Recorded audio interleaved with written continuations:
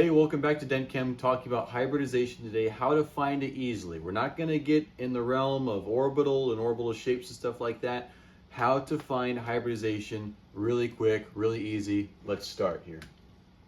There's only really three types of hybridization that we need to worry about. That's sp, sp2, and sp3. What we're going to do to locate those is use electron groups. What is an electron group? An electron group can be two things. It's either a lone pair or it can be a series of bonds. So a lone pair is going to count as one electron group. A single bond will also count as an electron group. A double bond will also count as one electron group, and a triple bond is going to count as one electron group.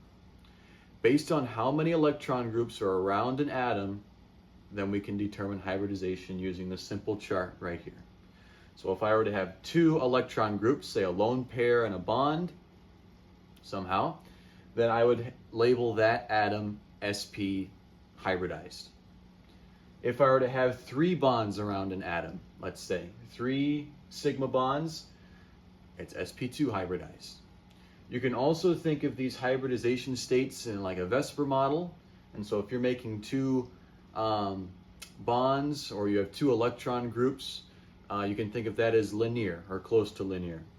If you have sp2, you can think of that as trigonal planar, or sp3 tetrahedral.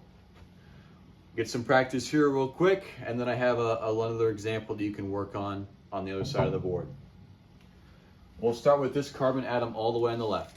Not drawn in here is a little hydrogen.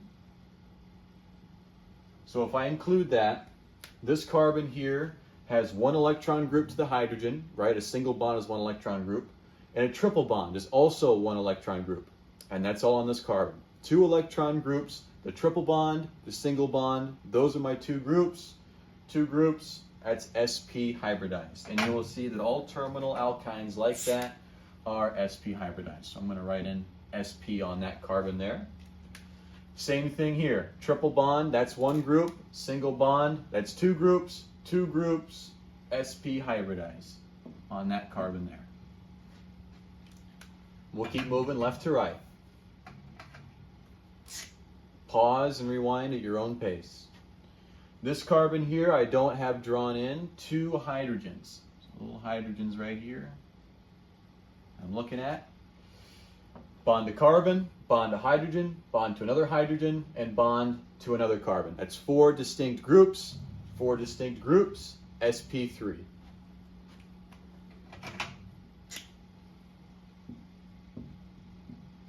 All this means over here, I have four electron groups. Where are those electron groups residing?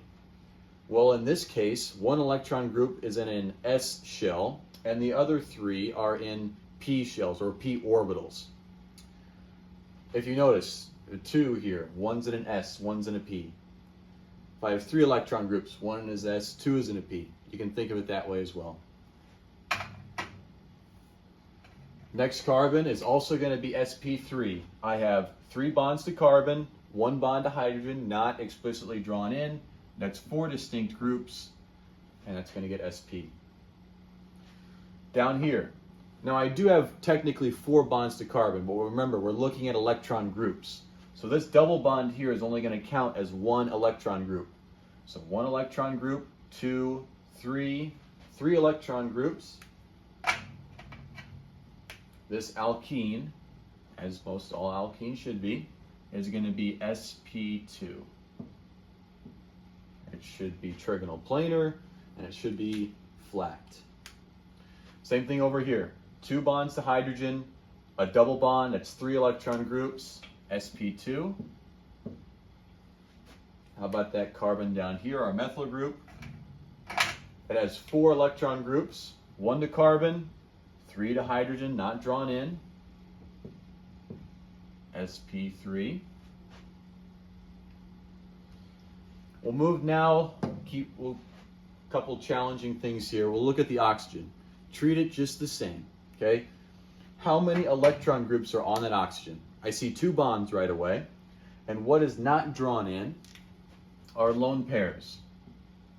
Oxygen likes to have 6 valence electrons. And so long as there's no charge on that oxygen atom, I can assume that that's the case. So now I'll look at my oxygen atom again. I see one bond, a lone pair, another lone pair, another bond. That's 4 electron groups. 4 electron groups, sp3.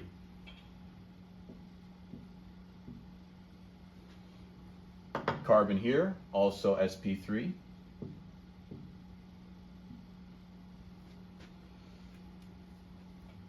Carbocation. Carbocation, so we're at a deficit of electrons here. A carbocation, in this case, we're only making 3 bonds, okay? Bonds are really just shared electrons. So we're losing bonds, we're at a bond deficit here. Carbocation means that we're only making 3 bonds. The carbons, those are 2. We have carbon bond to the left, carbon to the right, a hydrogen not drawn in, but that carbocation is telling us that we're only making 3 bonds. We're only making 3 bonds, sp2. All carbocations are going to be sp2. That will be important in the future when you get further in the semester.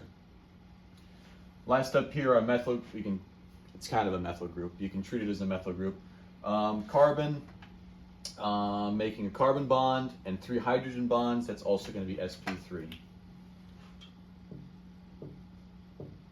There you have it. All right, I hope that helped. You can get some more help by trying this problem here on the back on your own. And then we can compare answers in the next video, which I'll link here. Thank you for supporting DentChem.